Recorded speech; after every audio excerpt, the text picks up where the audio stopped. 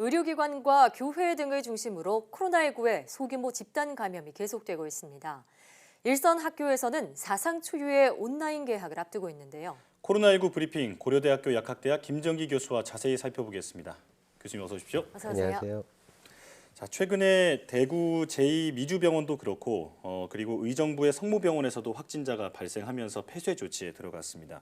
이렇게 병원 내 감염이 계속 이어지는 이유가 뭔가요? 일단 뭐 병원 자체가 제한된 공간을 활용을 하고 있고 그 제한된 공간에 다수가 존재를 하는 환경이 있고요. 그리고 실제로 우리가 일상적인 생활에서 접촉하는 것보다는 사람과 사람의 접촉이 훨씬 더 빈번합니다. 그래서 예. 이러한 환경들이 실제로는 일반적인 사회적인 환경보다는 더 감염을 촉진시키는 그런 조건이 된다 이렇게 생각을 하고 있습니다. 예, 그렇군요. 자, 한편 대실 요양병원이나 제2미주병원 같은 경우에는 두 병원이 한 건물에 있잖아요. 그러다 보니 코로나19 확진자가 나오고 나서 급속도로 전파하면서 현재 200명이 넘는 확진자가 나온 상태입니다. 아무래도 감염에 취약한 그런 정신병원, 요양병원 등이 이런 집단 발생에 좀 노출이 되어 있는 것 같은데 막기 위해서는 어떤 노력이 더 필요할까요?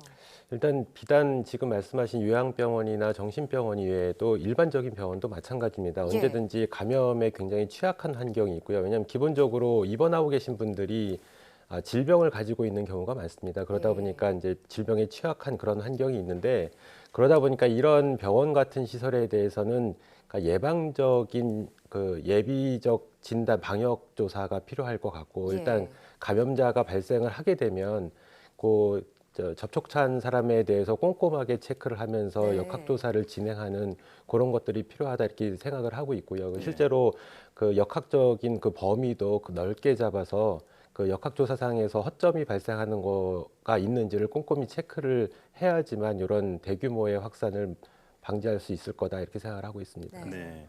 병원 같은 곳은 이제 그 환자들의 면역력이나 기저질환을 앓고 있는 경우가 많이 있기 때문에 선제적인 조치를 취해야 한다라는 말씀이시고요.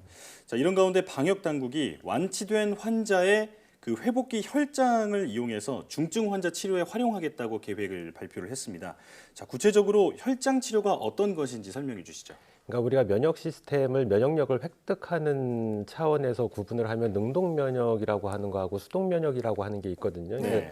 능동 면역은 흔히 우리가 알고 있는 백신을 맞아 가지고 항체가 몸 안에 형성되는 걸 능동 면역이라고 얘기를 하고요. 예. 지금 말씀하신 혈장 치료 같은 경우에는 다른 사람 몸에서 생긴 항체를 그걸 또 다른 사람 감염 환자한테 투여를 하는 방식입니다. 그래서 예. 능동 면역하고 수동 면역을 비교를 하면 실제로 효율적인 면도 그렇고 그 지속 기간도 상당히 수동 면역이 떨어지는 그런 특성이 있습니다. 네. 그래서 어쨌든 지금 말씀하신 그런 혈장 치료 같은 경우에는 수동 면역이라고 보시면 되고요. 네. 그래서 실제로 이제 혈액을 이제 뽑아서 그 안에 있는 그 혈액 세포를 다 제거를 하고요. 예. 그리고 대사산물도 포함되어 있거든요. 이런 불순물을 제거한 다음에 혈장 내에 있는 항체만을 투여를 해가지고 그 항체가 감염원하고 그러니까 병원체하고 싸우게 만들어주는 그런 치료법이다라고 생각을 하시면 되겠습니다. 예. 그렇군요. 그러니까 백신과 같은 능동 면역이 훨씬 더 효율적인 방법이긴 하지만 아직 백신이나 치료제가 없는 상황이기 때문에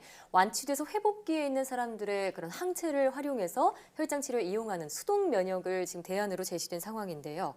2015년 메르스 사태 당시에도 회복기 상태에 있는 사람들의 혈장을 치료에 이용한 것으로 알고 있습니다.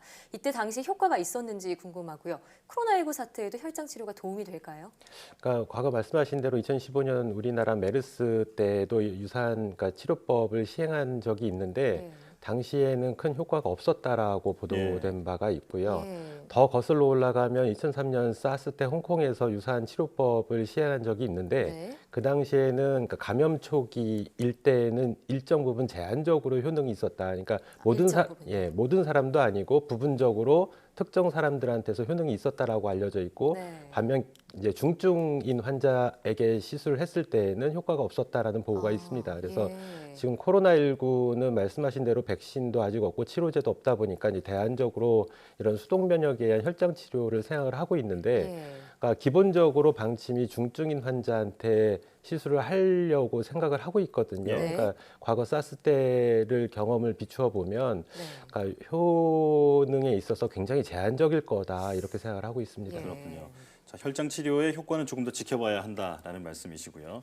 자, 지금 시점에서 가장 중요한 부분 중에 하나가 외국인의 이 입국을 이제 차단하는 해외에서의 그 감염 유입을 차단하는 것일 텐데 4월부터 모든 해외 입국자에 대해서 2주간 의무 격리를 하고 있습니다. 자, 그런데 하루에 7,000명씩 들어오는 해외 입국자들을 모두 관리하는 게 가능한가를 두고 우려의 목소리가 나오고 있는데 교수님께서는 현실적인 방안이라고 보시나요? 그러니까 실제로 내국인, 외국인 다 포함해가지고 하루에 지금 평균 입국하고 있는 사람이 한 7,000명 된다라고 되어 있고 그거를 2주 14일을 계산을 하면 10만 명 수준에 달하거든요. 예. 거기에 특히나 이제 단기 체류 목적으로 입국을 하고 있는 외국인만 해도 한 50명 정도 된다라고 얘기를 네. 하고 있어요. 그러니까 이 사람들을 2주로 계산하면 한 700명 수준이 되는데 이분들은 거주지가 명확하지 않기 때문에 이제 시설 격리를 할 생각인데 네. 그러니까 이런 막대한 노력들이 과연 실효성이 있을까? 지금 현재 우리나라 보건당국의 그 인력으로 감당이 가능할까라는 네. 데에서는 물음표가 좀 있습니다. 그렇군요. 게다가 또 단기적으로 체류하는 외국인의 경우 거주지가 좀 불명확한 점도 방역의 허점을 만들 수 있는 부분이 될 것 같습니다. 자, 이런 가운데 자가격리 수칙을 위반하는 사례들이 계속해서 나오고 있습니다. 심지어 격리돼 있는 의심 환자가 의사 몰래 허락 없이 도주한 사례도 발생하고 있는데 자, 이렇게 안이하게 자가격리 수칙을 생각하고 어기는 경우 좀 더 경각심이 필요할 것 같습니다. 자가격리 수칙에 대한 중요성을 한 번 더 강조해 주시죠. 일단 자가격리 같은 경우에 현재 코로나19에 대해서 마지막 방어 수단이라고 볼 수밖에 없습니다. 그러니까 그 이외에는 다른 대안이 없다 보니까 이 자가격리가 무너지게 되면 더 이상 우리가 할 수 있는 방역 조치가 없거든요. 네. 그래서 이거는 철저하게 지켜주셔야 되고 그리고 우리 보건당국, 그러니까 정부 차원에서도 이런 수칙을 어기는 사례가 발생을 했을 때에는 단호한 조치가 필요하겠다. 그래서 향후에 이러한 가능성 있는 거를 미연에 차단하는 게 중요할 것 같습니다. 예. 단호한 조치를 주문을 하셨습니다. 자, 그런데 이제는 증상에 대해서 좀 여쭤볼 텐데요. 기저질환과 관계없이 어떤 사람은 아예 증상을 느끼지도 못하고 지나가는 사람도 있고 어떤 분은 심하게 이제 앓는 분도 계시거든요. 사람마다 이렇게 증상이 다른 이유는 어떻게 보고 계시나요? 이거는 코로나19 바이러스뿐만 아니라 기타 다른 바이러스나 아니면 세균도 마찬가지고요. 이런 병원체들이 체내에 들어왔을 때 반응하는 기본적인 수단 방어책이 면역력입니다. 근데 예. 면역력은 사람마다 다 다르거든요. 그러다 보니까 이거에 대응하는 수준이 다르다 보니까 어떤 사람들은 무증상 또는 경증일 수 있고 어떤 사람들은 중증으로 예후가 변하는 경우가 있고요. 네. 또 하나는 초기에 감염돼 있는 바이러스의 양이 얼마나 되느냐도 관건입니다. 그래서 적게 바이러스가 들어왔을 때에는 우리 면역력이 일정 부분 감당이 가능한데 네. 반면에 많은 양의 바이러스가 들어왔을 때에는 면역력이 이걸 통제를 할 수가 없거든요. 그렇게 되면 이제 중증으로 예후가 급격하게 변하는 이런 상황이 올 수 있다 이렇게 생각합니다. 네, 코로나19의 특징이라고 보기에는 개인 면역력에 따른 어떤 증상의 차이다라는 말씀이시군요. 자, 그런가 하면 4월 6일로 연기됐던 계약이 9일로 또다시 연기가 됐습니다. 순차적으로 온라인 계약을 통해서 원격 수업을 받도록 하겠다 정부 방침이 나왔는데요. 교수님께서 보시기엔 어떤 단계 정도 돼야지 등교 계약이 가능해질 거라고 생각하시나요? 제가 보기에는 지금 상황이 계속 지속이 된다라고 하면 그러니까 오프라인, 그러니까 등교 계약은 좀 어려울 것 같고요. 예. 그러니까 등교 계약이 가능하려면 과거 31번 확진자가 나오기 이전의 수준으로 발생 비율이 크게 줄어야 됩니다. 예, 그래야지만 확진자가 30명 미만일 때요. 그러니까 아니 31번 확진자. 예. 그러니까 과거에 그 당시에는 이제 기본적으로 그러니까 산술적으로 얘기하면 아마도 하루에 일일 확진자가 한 자릿수까지는 한 크게 자릿수. 떨어져야지만 가능할 것 같다. 그래야지 우리 보건당국이 뒤에 발생하는 어떤 소규모 집단 감염에 대해서 대응이 가능한데 네. 현재 수준으로 이제 오프라인 계약을 했을 경우에 발생하는 집단 감염에 대해서는 대응할 수 있는 여력이 없을 것 같다 이렇게 판단을 하고 있고요. 그래서 이걸 장기화로 가게 되면 계속 오프라인 수업, 그러니까 그 계약은 어려울 것 같고 이걸 단기간에 빨리 끝내야지만 그 오프라인 계약이 가능할 것 같다 이렇게 생각을 하고 있습니다. 예. 자, 말씀하신 것처럼 분위기가 장기전으로 가고 있는 것 같습니다. 자, 그만큼 이제는 그 장기전을 염두에 둔 만큼 생활 방역에 대한 이야기도 나오고 있는데 일단 생활 방역이 무엇인지 그리고 생활 방역을 지키기 위해서는 어떤 곳에 중점을 둬야 하는지 설명해 주시죠.